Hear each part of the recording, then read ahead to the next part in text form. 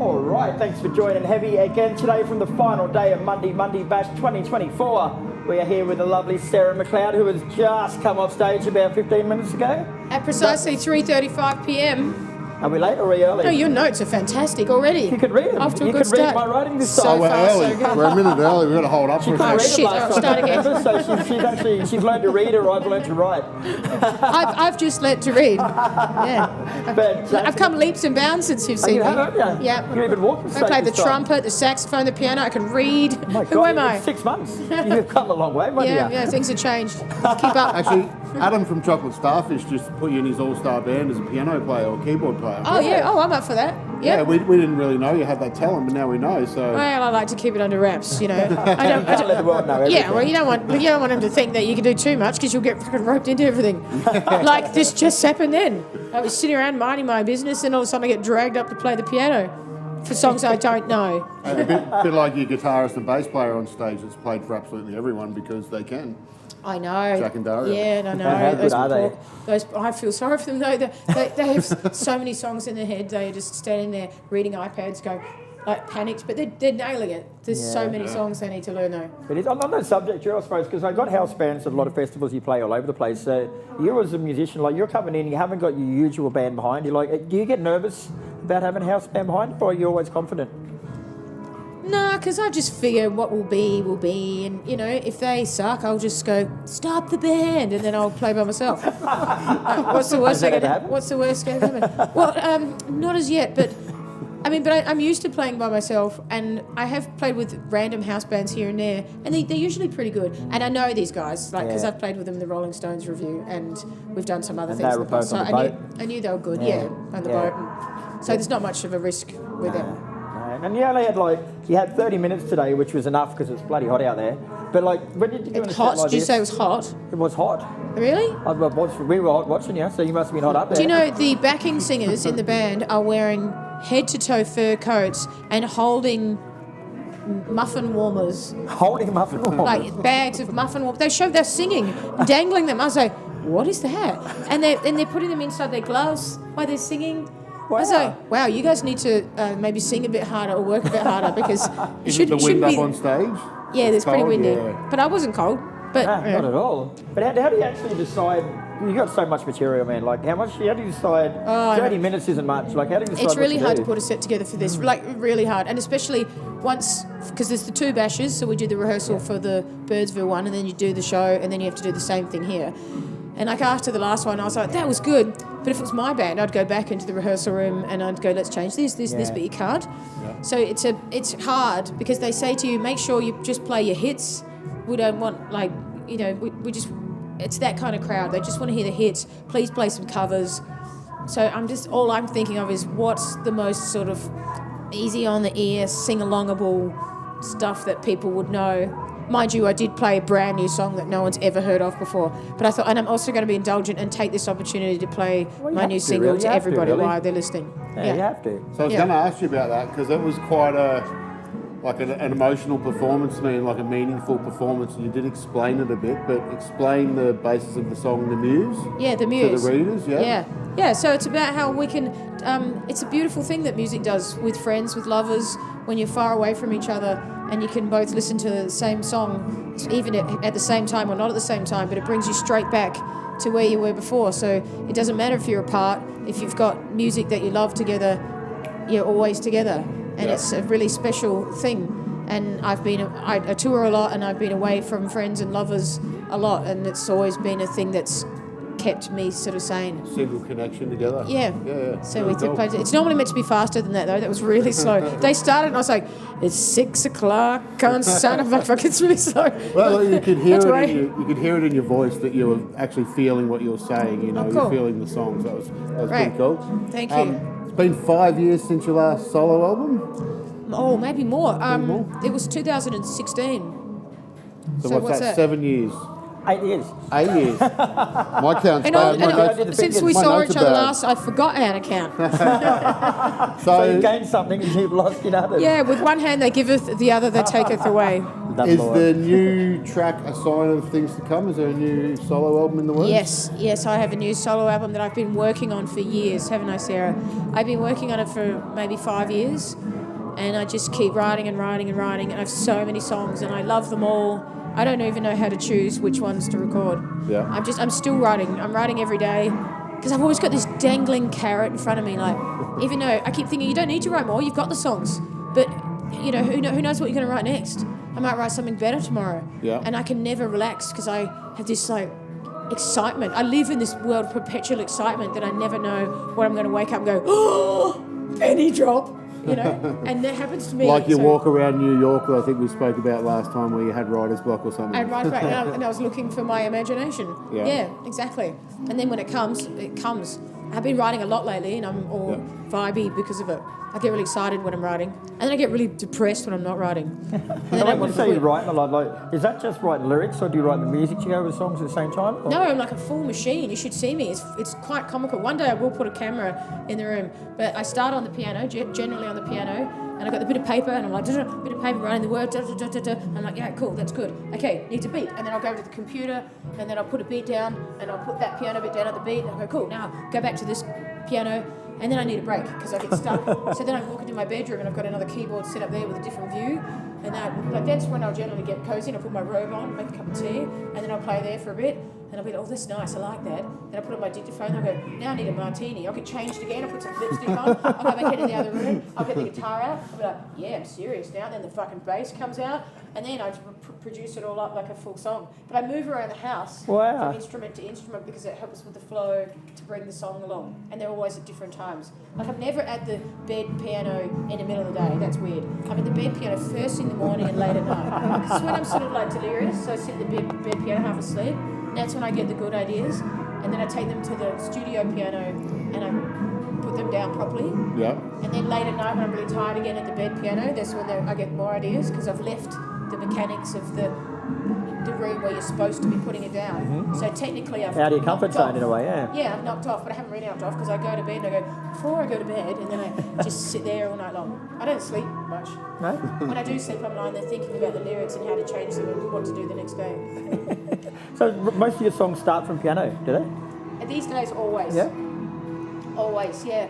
And even like sometimes I'll do it on piano and then I'll think, I wonder what that'll sound like on guitar.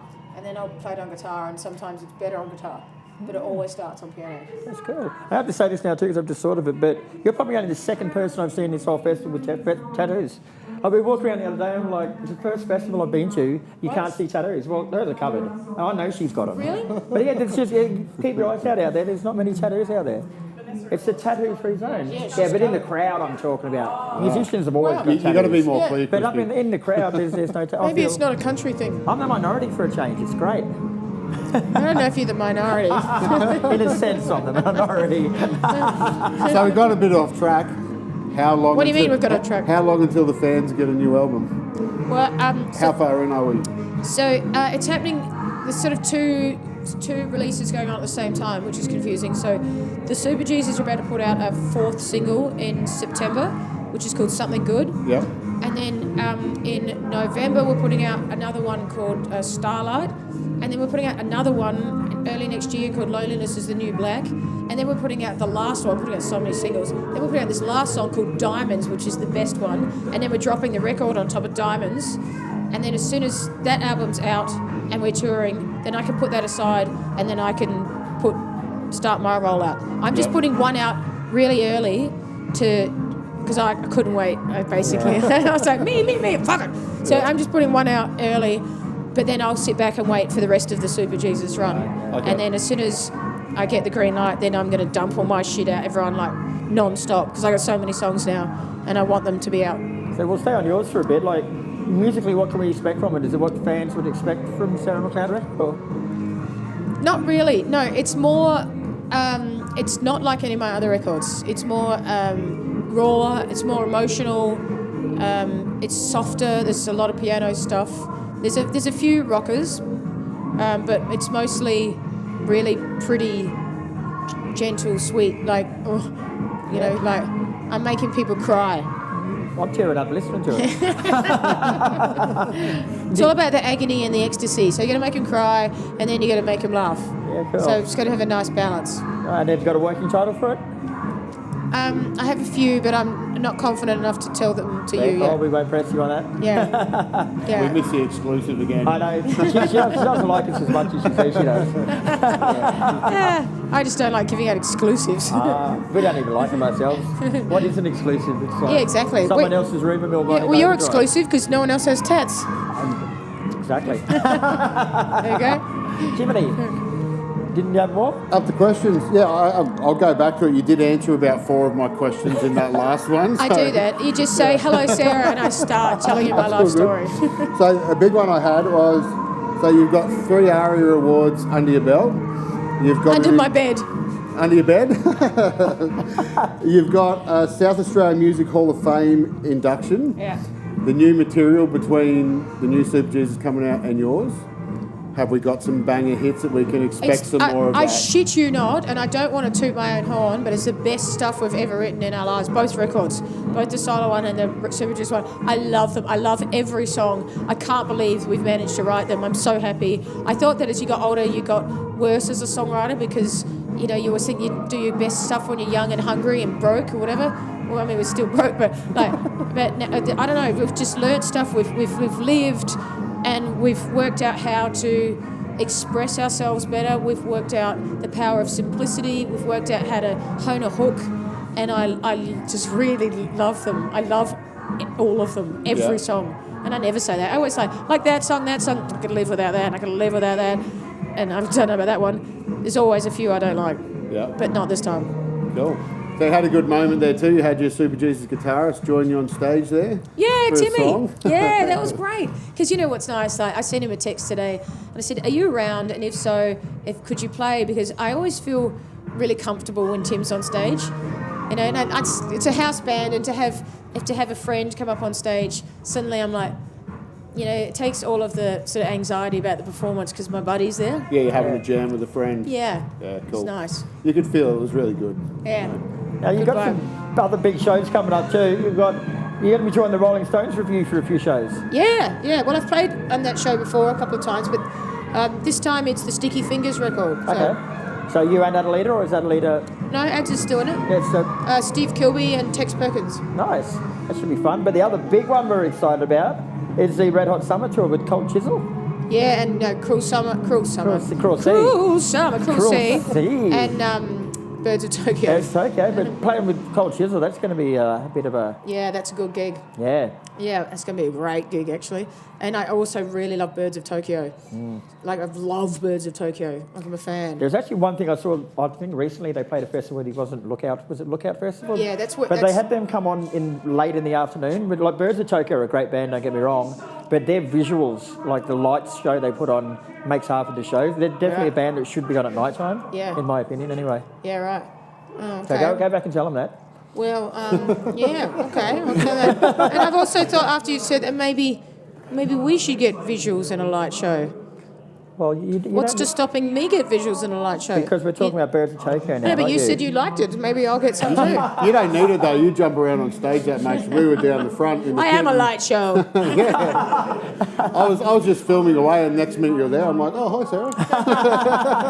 Yeah. Well, I didn't climb anything today, so that was good. I was trying to be good. I did do a big knee slide and cut my knee up, which was bad. As I did it, I was like, I couldn't help myself. I went down on the ground. I was like, that's right. There's no knees in these jeans. Shit. Well, before we wrap it up, because we haven't got much time left, we've been asking every band that we speak to here about this, but out of the whole lineup for this year's Big Red Bash, we're doing a bit Mundi Bash. Mundi We Bash. want you to form a super festival, group mate. with, you can't be in it, no one in your band can be in it, sorry, but the singer, guitarist, drummer, bass player and keyboard player. You've got to give us everyone in the band and name them for us. Hang on. I've got to choose every instrument, so just pick someone to be the singer and someone to be the guitarist. Oh, I'm putting a band together. Yeah, you're putting one together, Oh, sorry. I see what you're saying.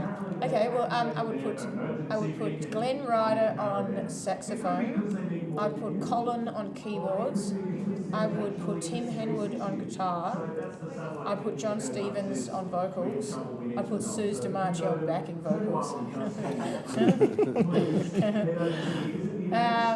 I would put Dario on bass, and have I got drums We and got keys, we got Okay. drums. Yeah. I would put Johnny Salerno on drums. Even though I love Gordon, but Johnny Salerno is just amazing. He's John's drummer. And who do I know? Keys. Didn't I say Keys? Yeah, you said I Keys. think Yeah. we did keys. You just got to name them now. You got to give them a name. The band? Yeah. The Desert Dogs. Desert Dogs. Very That's a nice. good one. Very nice. Well, thank you very much, my dear. It's been a pleasure as always. Thanks for having me. Thanks, Sarah. Just get out a little happy sappy before you go.